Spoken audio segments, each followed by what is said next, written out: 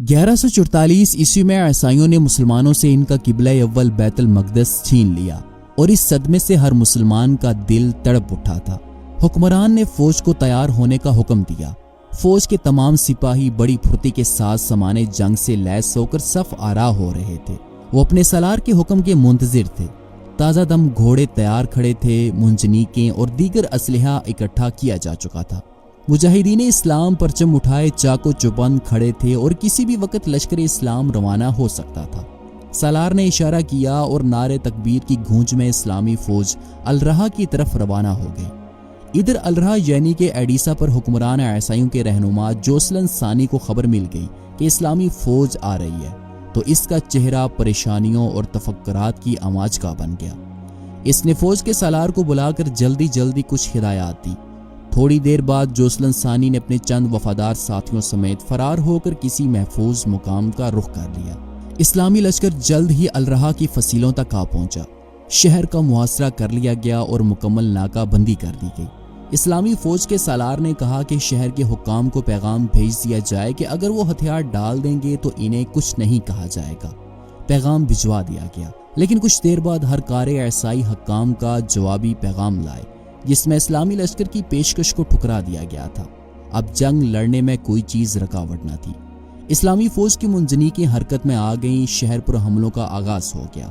شہر میں اسلحہ اور خوراک کا وافر ذخیرہ موجود تھا، چنانچہ اہل شہر قلعہ بند ہو کر مقابلہ کرنے لگے۔ 28 دن تک مقابلہ جاری رہا، لیکن 29ویں دن قلعے میں محصور عیسائی فوج پھٹی آنکھوں سے دیکھ رہے تھے کہ اسلامی فوج شہر کی فصیلیں توڑ کر شہر میں داخل ہو رہی ہے اور الرہا فتح ہو چکا تھا۔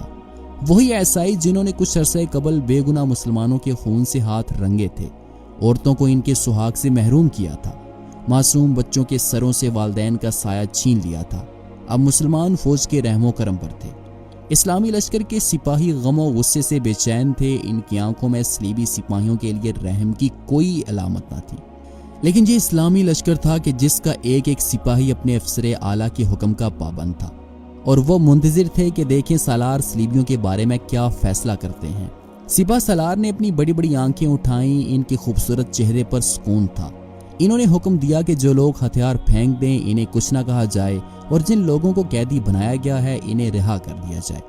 یہ اس مسلمان حکمران کا اعلیٰ ظرف تھا اور ان کی مثالی رحم دلی تھی، کیونکہ وہ نبی کریم صلی اللہ علیہ وسلم کے امتی تھے، جنہوں نے 13 سال تک مکہ مکرمہ میں مسلمانوں پر ظلم ڈھانے والوں کو فتح مکہ کے دن معاف کر دیا تھا۔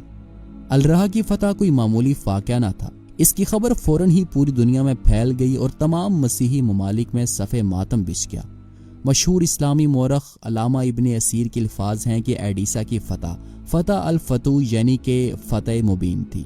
ادھر پورے عالم اسلام میں خوشیاں منائی جا رہی تھیں، شعراء مبارکباد کی نظمیں کہہ رہے تھے، علماء مشائخ الرہا کے فاتح کو محافظ الاسلام اور مجاہد کبیر کے خطاب دے رہے تھے۔